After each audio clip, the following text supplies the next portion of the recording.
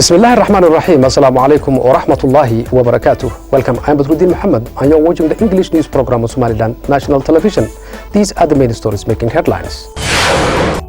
The new Minister of Aviation and Air Transport of Somaliland resumed his office. Somaliland and Ethiopian governments held talks about the draft agreement for Berbera Corridor project. High-ranking officials of Somaliland government participated in a national funeral event for more than 10 people killed in an accident car occurred in Gebile yesterday.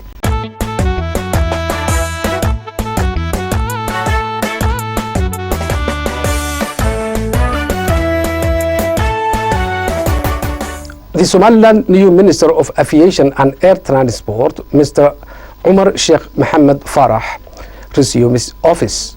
Somaliland former Minister of Aviation and Air Transport, Mr. Ismaan Abdullahi Sahadid Adani, handed over responsibility to the newly appointed Minister, Mr. Umar Sheikh Mohammed Farah, at Ambassador Hotel.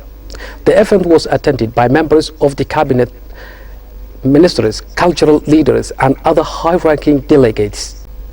The Director General of the Ministry of Aviation and Air Transport, Mr. Umar Abdullahi Sayyid, who firstly spoke at the event, discussed the remarkable achievements made by the ministry since the current President, Ahmed Mohamed Mahmoud Silayo, was in the office.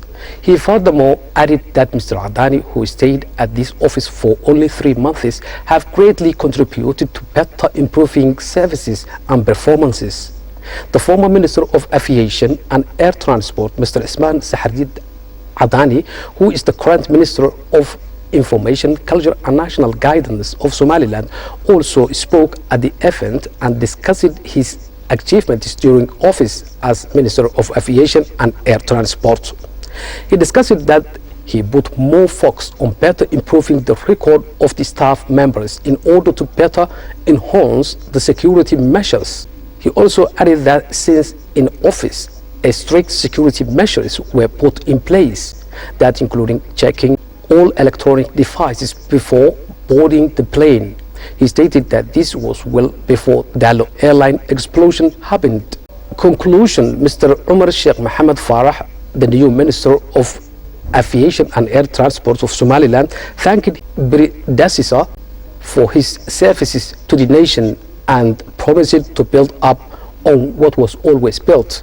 The minister also elaborated the importance of safeguarding peace and security of Somaliland airports. Somaliland and Ethiopian governments held talks about the draft agreement for Berbera Corridor project. The fourth Somaliland and Ethiopia high official consultation meeting has kicked off in Berbera, the capital of Sahel region. The meeting was attended by high-ranking officials from 6 different Somaliland ministries, including Ministry of Foreign Affairs and International Cooperation, Ministry of Public Housing and Transport, Ministry of Commerce and International Investment, and the Ministry of National Planning, as well as senior police and coastal guard officers. From Ethiopia, the meeting was attended by the senior officials from 16 different ministries of the federal government of Ethiopia. The meeting was addressed by a number of high-ranking officials from Somaliland and Ethiopia, notably the Director General of the Ministry of Foreign Affairs and International Cooperation spoke at the event and welcomed the delegation from Ethiopia. He mentioned that this fourth consultative meeting is intended to further follow up the development projects conducted so far and also to launch new bilateral commercial agreements. Ambassador Salamam from Ethiopia, who also spoke at the event, discussed the importance of having such meetings to further develop bilateral relations between the two countries in terms of security and business. In addition to the meeting, the delegation laid the foundation stones of the Ethiopia container yard at Berbera port, in which all containers headed to Ethiopia will be parked. The officials stated that this construction project is set to start soon and will further improve the commercial relations of the two countries.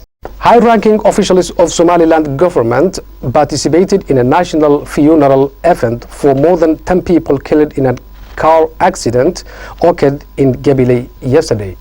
Members of Somaliland cabinet ministers and hundreds of people participated in a joint funeral made for the 10 of the 14 people who lost their lives following the tragedy car accident in Gebele region on 26 February at Nasahablod Cemetery.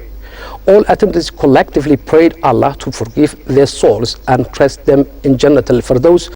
Members of Somaliland government and opposition parties reiterated that it is important to counter such accidents to happen by improving road and traffic system in Somaliland. Members of the relatives who lost their loved ones also urged the government to work on improving traffic system and road quality to avoid losing more lives because of such accidents. Somaliland Minister of Finance Samsam Abdi Adam participated in a ceremony for food donations provided to the drought-affected people in Salaxley district. Somaliland Minister of Finance participated in a food donation handover ceremony to Salaxley drought-affected people. Somaliland Minister of Finance Samsam Abdi Adam handed over a food donations to 800 families residing in Salaxley district who are the drought-affected people in that areas. The food donation provided by Zamzam Foundation Relief Organization to those less fortunate people in Salaxley to take part the assistance of Somaliland vulnerable people.